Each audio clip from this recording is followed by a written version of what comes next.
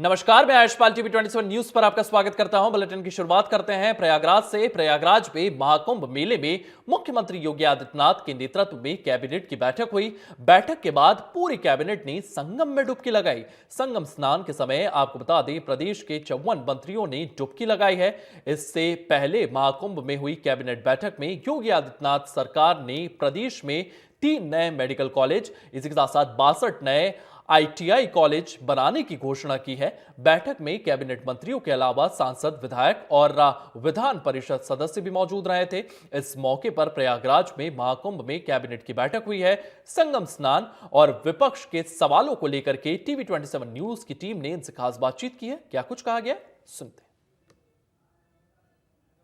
के तट पर एक बार फिर से योगी की महा कैबिनेट होने जा रही है। 54 मंत्रियों के साथ यहाँ पे कैबिनेट की बैठक है और कैबिनेट की बैठक में प्रदेश के जो तमाम विकास कार्य हैं उनको लेकर के जो प्रस्ताव हैं उन पे मुहर लगाई जाएगी। आप देख सकते हैं कि ये त्रिवेणी संकुल है अरैल घाट पे और ये जो है कि संगम का दूसरा तट है, यानी अपोजिट में दूसरे तट पर लोग आस्था की डुबकी लगा रहे हैं। तो वहीं एक तट पर जो है कि यहाँ पे योगी कैबिनेट है और कैबिनेट भी काफ़ी महत्वपूर्ण है, क्योंकि प्रयागराज के इस महाकुंभ में जो है कि जो तमाम विकास के प्रस्ताव हैं उस पर मुहर लगेगी। यहाँ तमाम लोग हैं, चलते हैं बात करते हैं। कुंभ में महा कैबिनेट की बैठक, क्या कुछ फैसले लिए गए हैं? डिफेंस कॉरिडोर से लिया गया है। एक्सप्रेसवे को गंगा और पूर्वांचल एक्सप्रेसवे को गंगा से जोड़ा गया है। गंगा एक्सप्रेसवे को बुंदेलखंड एक्सप्रेसवे से जोड़ा गया है। 3 महानगरों को अलग से बांड जारी किया गया है, इलाहाबाद, काशी और आगरा के लिए। और 4 औद्योगिक घरानों की स्वीकृतियां दी गई हैं और किसानों के लिए बड़े फैसले किए गए हैं। जो किसानों का अधिग्रहण भले ही पहले हुआ है जमीन, लेकिन यदि आज हम उनको भुगतान कर रहे हैं तो आज की रेट पर हम भुगतान करेंगे। ये बहुत बड़ा फैसला हुआ है। और इलाहाबाद के लिए यहाँ सुपर स्पेशलिटी हॉस्पिटल, यहाँ के जो ब्रिज बनाए जाएंगे, 4 लेन, कई इस तरह की योजनाएं। हमारे साथ सहकारिता मंत्री JPS राठौर जी मौजूद हैं, इनसे बात करेंगे। सर, महाकुंभ, महा बैठक, महा फैसले और उसके बाद यहाँ प्रसाद लेने के बाद कैसा लगा प्रयागराज का ये कुंभ, क्या कहेंगे इसको लेकर? देखिए, अद्भुत आनंद की अनुभूति हो रही है और जिस समय डुबकी लगाकर माँ गंगा मैया के इस संगम तट पर, जो यहाँ पर यमुना जी भी हैं, माँ सरस्वती भी हैं, गंगा मैया हैं, तो उसमें डुबकी लगाने के बाद जो असीम आनंद की अनुभूति होती है उसको वर्णन शब्दों में नहीं किया जा सकता है। और मुझे लगता है कि यहाँ पर करोड़ों करोड़ों लोग आ रहे हैं और वो उस यहाँ से डुबकी लगाकर अपने पुण्य प्राप्त कर रहे हैं और ऊर्जा का भी संचार यहाँ पर हो रहा है। असीम ऊर्जा का भंडार इस समय ये प्रयागराज बना हुआ है और अमृत वर्षा देवताओं द्वारा की जा रही है। ऐसे समय में, शुभ घड़ी में, जो भी यहाँ पर डुबकी लगाएगा निश्चित रूप से पुण्य को प्राप्त करेगा और एक दिशा उसको मिलेगी। यह ऐसे ही नहीं होता है, हर चीज़ के पीछे एक वैज्ञानिक कारण भी होता है। उसको हम धार्मिक व्यवस्थाओं से जोड़ते चले जाते हैं। जैसे हम कभी कहते हैं कि हम पूजा पीपल के पेड़ की क्यों करते हैं, क्योंकि पीपल ही पेड़ ऐसा है कि जो कि 24 घंटे ऑक्सीजन देने का काम करता है। तो बहुत सी चीज़ों को हमने धार्मिक आस्था से जोड़ा, लेकिन उसके वैज्ञानिक कारण भी हैं। आज यहाँ पर जो ऊर्जा संचारित हो रही प्रयागराज में, वो आप अनुभूत करिए स्वयं से, तो लगेगा कि इससे बड़ी ऊर्जा हमको कहीं नहीं मिल सकती। इससे सही दिशा मिलेगी और प्रदेश के विकास के लिए, जन कल्याण के लिए, उत्तर प्रदेश के विकास के लिए हम सभी लोगों ने ईश्वर से प्रार्थना की है, माँ गंगा मैया से प्रार्थना की है, माँ यमुना मैया से प्रार्थना की है, माँ सरस्वती से प्रार्थना की है, पूरे प्रदेश का कल्याण करने की कृपा करें। सर, महाकुंभ का निमंत्रण जब आप लोग बांट रहे थे, विपक्ष एक बार हमला किया कि आस्था में निमंत्रण नहीं देना चाहिए। आज फिर अखिलेश यादव कह रहे हैं कि वहाँ धार्मिक क्रियाकलाप चल रहे हैं और राजनीतिक परिप्रेक्ष्य में वहाँ पे कैबिनेट की बैठक की गई है। आखिर ये विपक्ष जो कह रहा है, इसको क्या जवाब देंगे आप? देखिए, ऐसा कि उनका तो काम ही कुछ न कहना है और विपक्ष का उनको पता नहीं कि रचनात्मक विपक्ष के रूप में उनको अपनी भूमिका का निर्वाह करना चाहिए। लेकिन सरकार की कोई बात हो तो वो उसके बाद कुछ न कुछ टीका टिप्पणी करते हैं। अगर हम उनको निमंत्रण नहीं देते तो कहते कि उन्होंने तो निमंत्रण ही नहीं दिया तो मैं कैसे जाऊं। तो ये दोनों तरफ चलने वाली बातें हैं और मुझे लगता है कि हमने सबको आमंत्रित करके यहाँ पर इतनी भव्य दिव्य व्यवस्था माननीय मुख्यमंत्री जी के नेतृत्व में, माननीय प्रधानमंत्री के मार्गदर्शन में हो रही है और सभी लोग आनंदित हैं। वो भी इस आनंद के क्षणों का भागीदार बने समाजवादी पार्टी के लोगों से भी मैं सबसे कहूँगा इस मामले में वो पार्टी के बंधनों को भी तोड़कर यहाँ पर आ सकते हैं। हम सब लोग तैयार बैठे उनके लिए स्वागत करने के लिए। धन्यवाद। प्रदेश सरकार में मंत्री रजनी तिवारी जी भी इस कुंभ में, इस कैबिनेट की बैठक में और सामूहिक स्नान का हिस्सा रहे। सबके साथ इन्होंने भी भोजन ग्रहण किया। इनसे बात करने की कोशिश करेंगे। मैम, महाकुंभ विकास की महाबैठक, सबके साथ पूरे कैबिनेट का स्नान और भोजन, कैसा लगा प्रयागराज का ये कार्यक्रम? क्या कहेंगे कुंभ को लेकर के, इस बैठक को लेकर? अगर कहूँ तो जितना बोलना चाहती हूँ, जो मेरे मन में भाव हैं, वो शब्दों के द्वारा व्यक्त नहीं किए जा सकते। महाकुंभ है, ये त्रिवेणी का संगम है। हम लोगों ने आकर के यहाँ पे स्नान किया, साधु संतों का आशीर्वाद हम लोगों ने प्राप्त किया, साथ ही यहाँ पे हम लोगों ने मीटिंग भी की। वाकई में आज का दिन कभी भूलने वाला नहीं है। हमारी परंपरा है, हमारा विश्वास है, हमारी आस्था है और सनातन मानता है कुंभ को। आज उसमें जो डुबकी लगाई है, उस डुबकी के बारे में कुछ कह नहीं सकती। विपक्ष लगातार कुंभ की शुरुआती दौर से तैयारियों के समय से ही सरकार पे हमला करता रहा कि निमंत्रण पत्र दिया गया, नहीं दिया गया। आज की कैबिनेट को लेकर के जो महाबैठक हुई है, विकास के तमाम प्रस्ताव पास हुए हैं, को सही करने के लिए ये महाकुंभ है। इसमें आए, पवित्र डुबकी लगाएं और जो उनके मन में जो भाव जो आ रहे हैं देश और दुनिया के लिए, जो सही नहीं है, वो आकर के इसमें वाकई में परिवर्तन होगा। और ये कुंभ है, उनको उनके कहने पे नहीं है, दुनिया क्या कह रही है और उस पर विश्वास करें। और नहीं तो एक बार उनको जरूर आना चाहिए, यहाँ पे देखना चाहिए कि क्या व्यवस्थाएं हैं। यहाँ पे साधु संतों का वो लोग आशीर्वाद ले सकते हैं, उनको यहाँ पे जरूर आना चाहिए। प्रयागराज में महाकुंभ में कैबिनेट की महाबैठक, तमाम प्रस्ताव पर मुहर लगी है। एक साथ गंगा स्नान हुआ है त्रिवेणी पर और उसके बाद एक साथ भोजन हुआ है। हमारे साथ कैबिनेट मंत्री मौजूद हैं, इनसे हम बात करेंगे। संजय निषाद जी, आज यहाँ पे महाकुंभ में महा कैबिनेट की बैठक हुई। आप कैबिनेट मंत्री, खुद बतौर कैबिनेट मंत्री अपनी पूरी कैबिनेट के साथ सीएम योगी आए और यहाँ पे बैठक किए, स्नान किए। ये बैठक कितनी अहम? सौभाग्यशाली हम लोग गंगा पुत्र आज के दिन में निषाद राज के वंश की त्रेता में कभी भगवान राम ने निषाद राज को गले लगाया था, तब सुख का राज आया था, उनकी नीति बनी थी। आज फिर इस युग में इस गंगा के प्रयागराज की धरती पर, जिसे निषाद राज की धरती कही जाती है, इस जगहों पर फिर से एक कैबिनेट स्थापित करके आज एक आदर्श और एक इतिहास कायम किया है और गंगा स्नान करके और अभिभूत किया कम से कम। और हर मौके पर माननीय मुख्यमंत्री जी हम लोग साथ रखते हैं। पहले अपमान के दृष्टिकोण से देखा जाता था निषाद, अब कम से कम सम्मान के दृष्टिकोण से देखा जाता और आगे भी सम्मान के दृष्टिकोण से देखा जाएगा। सर, चूंकि देखा जाए तो महाकुंभ है, महाकुंभ के पहले दिन से ही जो है कि विपक्ष लगातार सरकार पे हमलावर होता रहा, चाहे वो निमंत्रण पत्र आप लोग जब देने गए, बांटने गए, उसको लेकर के। महाकुंभ में ये महाबैठक हुई है कैबिनेट की, तो भी विपक्ष का कहना है कि ये राजनीति से प्रेरित है, कहीं ना कहीं उसको राजनीतिक रंग नहीं देना चाहिए, वो धार्मिक जगह है। देखिए, राजा नीति बनाते उसे राजनीति है। ये निषाद राज और भगवान राम की नीति से सुख था और समस्याओं का समाधान था। ऐसी स्थितियों में यहाँ प्रयागराज की धरती निषाद राज की धरती है। अगर आप कुंभ के बारे में कुछ बोलते हैं, प्रयागराज के बारे में कुछ बोलते हैं, इसके मतलब निषादों को अपमानित करते हैं। उसका जवाब इलेक्शन में मिलेगा। मैं तो उन्हें कहूँगा कि जो सलाहकार बदलने, कौन सी बातें कब करनी चाहिए। 90% लोग यहाँ भारतीय सभ्यता के सूचक हैं। भारतीय सभ्यता के जो तोड़ फोड़ हुई थी, जो तमाम उसमें विकृति आ गई थी, ढेर सारे नष्टीकरण हो गया था, पुनः फिर से स्थापित करने में माननीय योगी जी ने जो कीर्तिमान स्थापित किया, उसे बधाई देता हूं। ये आज यहाँ पे योगी कैबिनेट 54 मंत्री, विधान परिषद और विधानसभा के तमाम जो सदस्य हैं यहाँ इकट्ठा हुए हैं। प्रयागराज महाकुंभ और महाकुंभ में ये महाबैठक कैसे देखते हैं? देखिए, ये सनातन के प्रति समर्पण है और मुख्यमंत्री जी ने कहा ये हिंदुत्व की सदी है, तो निश्चित रूप से ये लग रहा है कि हिंदुत्व की सदी है। और उत्तर प्रदेश की सरकार ने अर्धकुंभ में भी यहाँ पे कैबिनेट की बैठक की थी, उसमें भी गंगा एक्सप्रेस जैसा एक महत्वपूर्ण फैसला लिया था। और मैं कह सकता हूँ कि आज महाकुंभ में संतों के चरणों में, तीर्थराज प्रयाग के सानिध्य में आज राज सत्ता, धर्म सत्ता के चरणों में आई है, तो निश्चित रूप से उत्तर प्रदेश के चहुमुखी विकास में एक बहुत बड़ा ऐतिहासिक फैसला होने जा रहा है।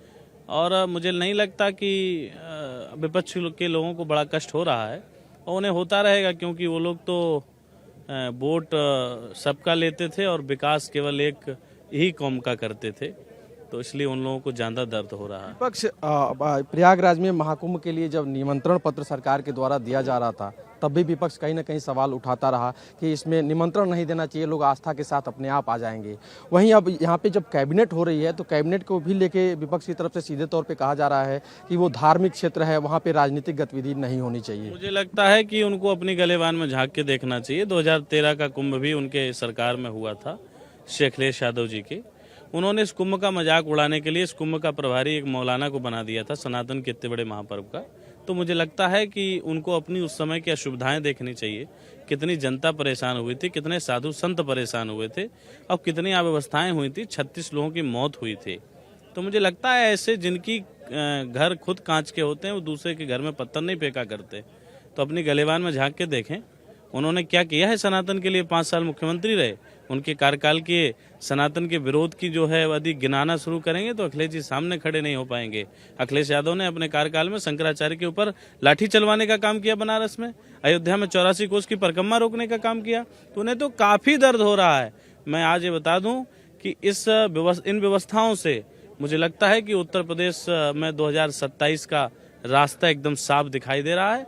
योगी आदित्यनाथ जी उत्तर प्रदेश के तीसरी बार मुख्यमंत्री बनके ऐतिहासिक स्वर्ण अक्षरों में नाम लिखा जाएगा। आप देख सकते हैं प्रयागराज की धरती से यह भी अब जानकारी निकल के सामने आने लगी। एक तरह से लोगों ने विचार बना लिया, मन बना लिया कि सीएम योगी आदित्यनाथ तीसरी बार भी मुख्यमंत्री बनेंगे और कहीं ना कहीं जो विकास के तमाम कार्य चल रहे हैं उसको लेकर के ये सीधे तौर पे कहा जा सकता है। सांसद जी हमारे साथ हैं, इनसे बात करेंगे। सर, विपक्ष तो तमाम तरह के आरोप लगाता रहा है, लगाता रहेगा, लेकिन ये प्रयागराज में महाकुंभ और महाकुंभ में पूरे कैबिनेट की टीम के साथ, पूरे मंत्रिमंडल के साथ महाबैठक, क्या कैसे देखते हैं?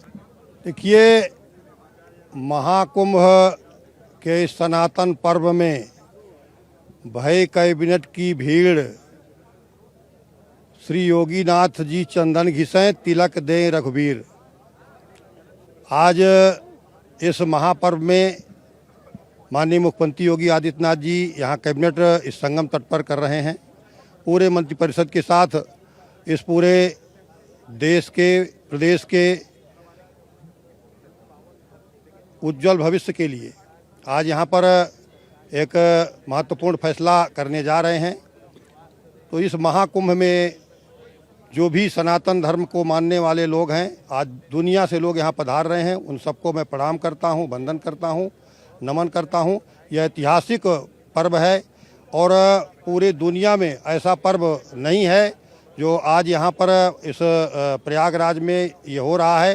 तो इसलिए आज पूरे दुनिया के लोग आज इस पर्व को देखने के लिए लालायित हैं और दुनिया के लोग आज आकर के संगम में डुबकी लगा करके पुण्य लाभ ले रहे हैं।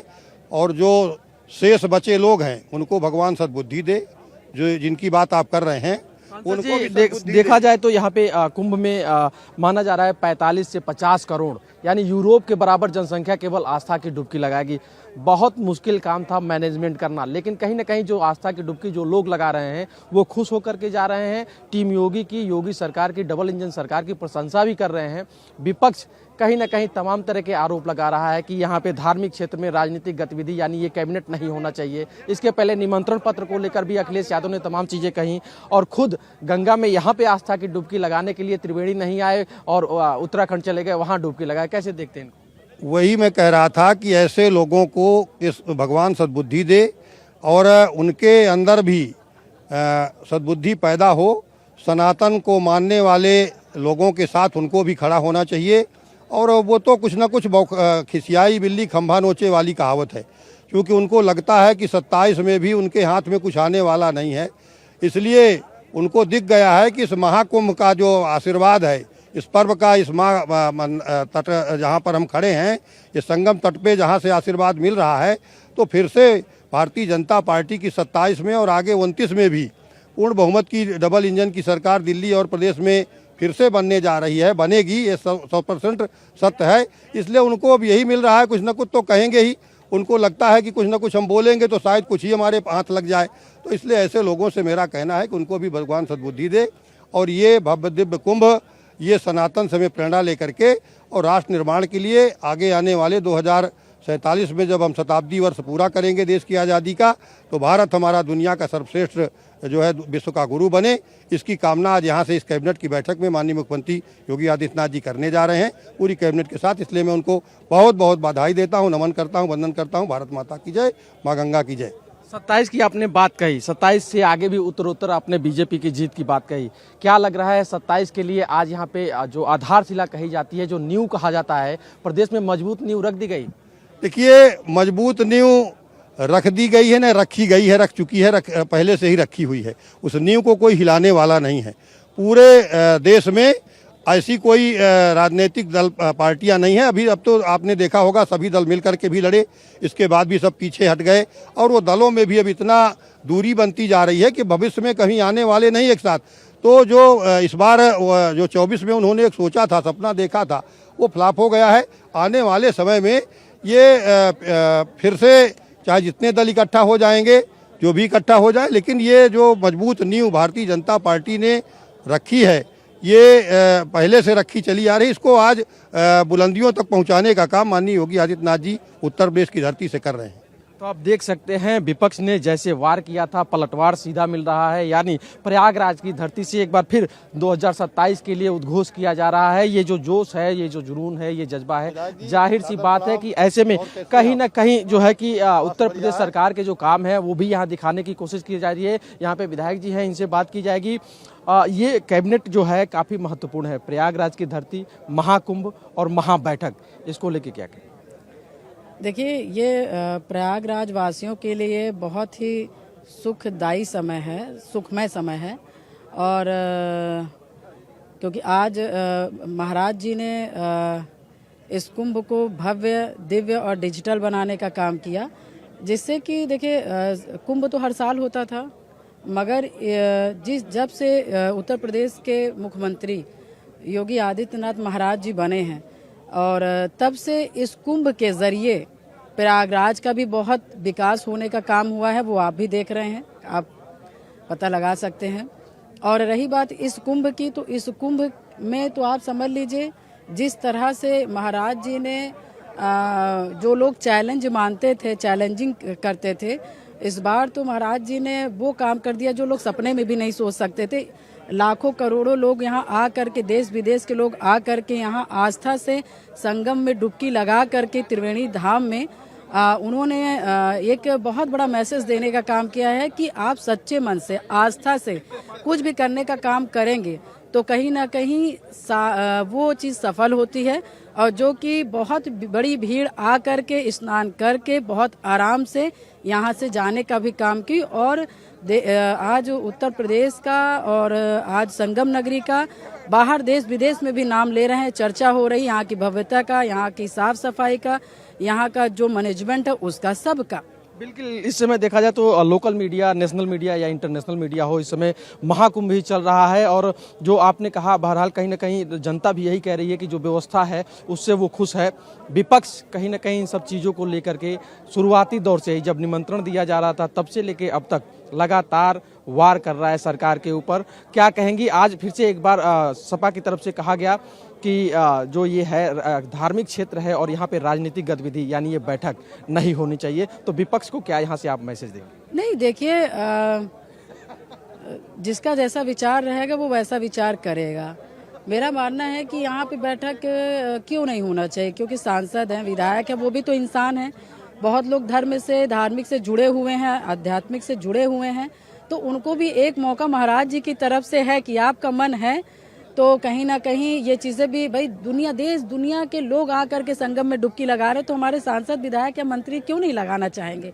और फिर दूसरी बात है कि यहाँ पर कैबिनेट की बैठक होना एक अपने आप में बहुत बड़ी बात है कि कैबिनेट की बैठक प्रयागराज संगम नगरी में हो रही है, तो कहीं ना कहीं महाराज जी और महाराज जी के मंत्रिमंडल कुछ ना कुछ ये संगम को, ये प्रयागराज को दे के जाएगा, तो ये भी तो एक विकास का वो है।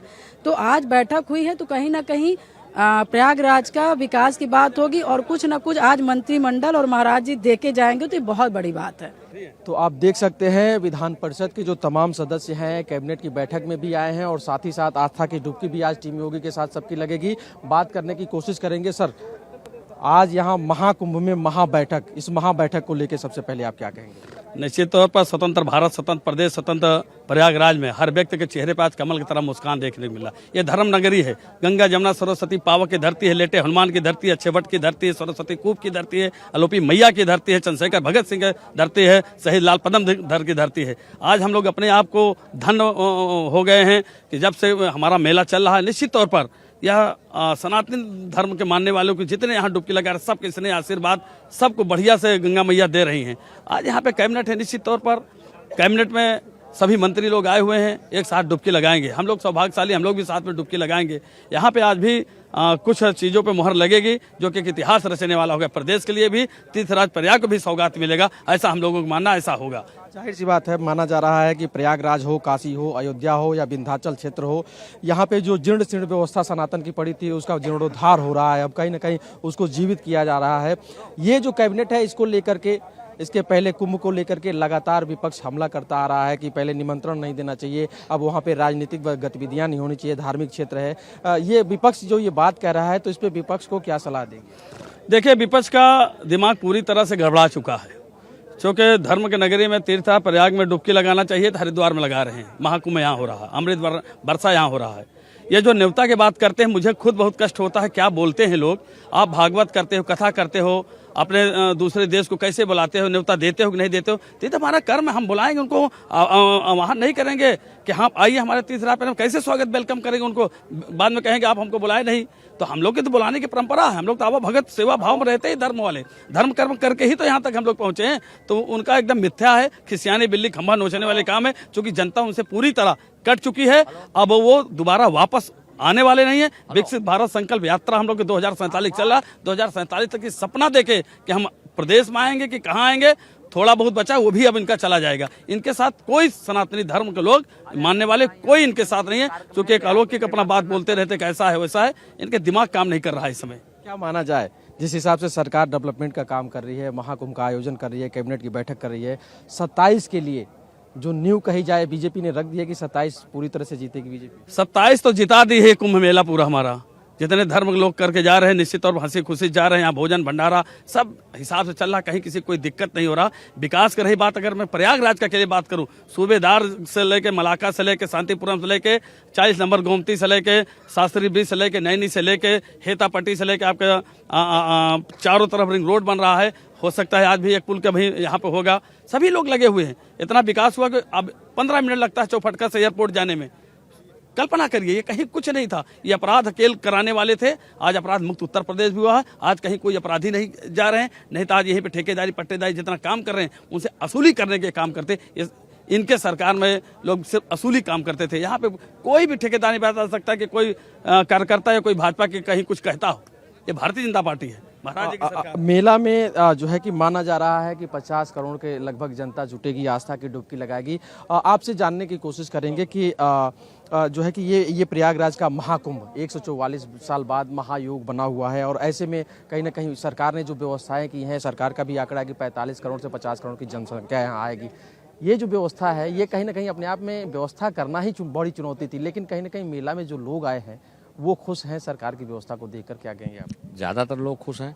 इतनी बड़ी व्यवस्था जहाँ 40-50 करोड़ लोग आ रहे हों, वहाँ किसी प्रकार की न्यूसेंस नहीं क्रिएट हो रही है, कोई अव्यवस्था नहीं फैल रही है। सबको रहने का स्थान है, सबको नहाने का स्थान है, सबको भोजन की व्यवस्था है, यहाँ तक कि जलपान की व्यवस्था है। बहुत सुंदर व्यवस्था है, और इतनी बड़ी व्यवस्था केवल महाराज जी करा सकते थे, उन्होंने करा के दिखा दिया। लेकिन विपक्ष संतुष्ट नहीं नजर आ रहा है। अच्छा भाई, ये नाचना वो आंगन टेढ़ा वाली बात है भाई। विपक्ष क्या कहे देगा कि महाराज जी जो काम कर रहे हैं अच्छा कर रहे हैं? उन्हें तो हमारे हर काम में खोट दिखाई देगा, हर काम को गलत बताएंगे, तब उनका कुछ वोट लाम बंद होगा। लेकिन वो जनता तो समझ रही है ना, जनता तो देख रही है कि आज तक इतना बड़ा कुंभ, इतने बड़े प्रयास और सफल प्रयास होते हैं, इसलिए वो हमसे चिढ़े हुए हैं, और कोई बात नहीं। अखिलेश यादव, महाकुंभ में निमंत्रण दिया जा रहा था तब भी सवाल उठाया कि निमंत्रण नहीं देना चाहिए आस्था के लिए। जब यहाँ कैबिनेट हो रही है तब भी सवाल उठा रहे हैं कि धार्मिक क्षेत्र में राजनीतिक गतिविधियाँ की जा रही हैं, और प्रयागराज में नहाना चाहिए। पूरी दुनिया, पूरे सनातनी प्रयागराज के संगम में स्नान कर रहे हैं, तो अखिलेश यादव हरिद्वार जाके स्नान कर रहे हैं। देखिए भाई, जहां हमारे धर्म के प्रमुख लोग स्नान करने आ रहे हों, तो वहाँ तो संसद को जाना चाहिए, धर्म संसद को जाना चाहिए और विधानसभा को जाना चाहिए वहाँ, और ये कैबिनेट को जाना चाहिए, क्योंकि ये धर्म प्रधान देश है। जनप्रतिनिधि भी हैं ये लोग। नहीं नहीं, जनप्रतिनिधि हैं, मतलब जैसे संत महात्मा आ रहे हैं, तो हम तो कहते हैं महाजनों इन गतः सपन था, जहाँ जिस रास्ते से महापुरुष चलते हैं उस रास्ते में तो चलना चाहिए। तो जहाँ विद्वान महर्षि ऋषि मुनि जिस रास्ते में जाते हो, स्नान करने आते हो, यहाँ रुकने के लिए आते हो, तो संसद का भी इसका मतलब विधानसभा का भी कर्तव्य है, कैबिनेट का भी कर्तव्य है कि वो भी वहाँ पहुंचे, और पहुंचाया महाराज जी ने। महाराज जी को धन्यवाद। विपक्ष को क्या कहेंगे, यहाँ आने के लिए कहेंगे एक बार? नहीं, विपक्ष देखिए इस समय कभी कभी ऐसा होता है, जैसे आपके घर में शादी है, लड़की की शादी है, तो उसमें किसी को इफेंड बट नहीं करना चाहिए। आज ये पूरे केवल बाबा जी का मामला नहीं था, भारतीय जनता पार्टी का मामला था, यह देश की अस्तित्व का मामला था, सनातन के अस्तित्व का मामला था। तो इस समय प्रश्न नहीं उठाना चाहिए। तो कभी कभी जैसे अटल बिहारी वाजपेयी जी को देखा होगा, जब वो विदेश जाते थे तो देश की ओर से बोलने का काम करते थे। आज उन्हें देश की ओर से, प्रदेश की ओर से बोलना चाहिए था कि हमारे प्रदेश जैसी व्यवस्था कहीं नहीं हो सकती है, क्योंकि पूरा विश्व मतलब अंतर्राष्ट्रीय कुंभ हो गया है। तो ये तो कुंभ अंतर्राष्ट्रीय हो गया, इसलिए इसकी प्रशंसा करनी चाहिए थी उनको। वीडियो जर्नलिस्ट अमर के साथ पंकज तिवारी, TV 27 न्यूज़, प्रयागराज।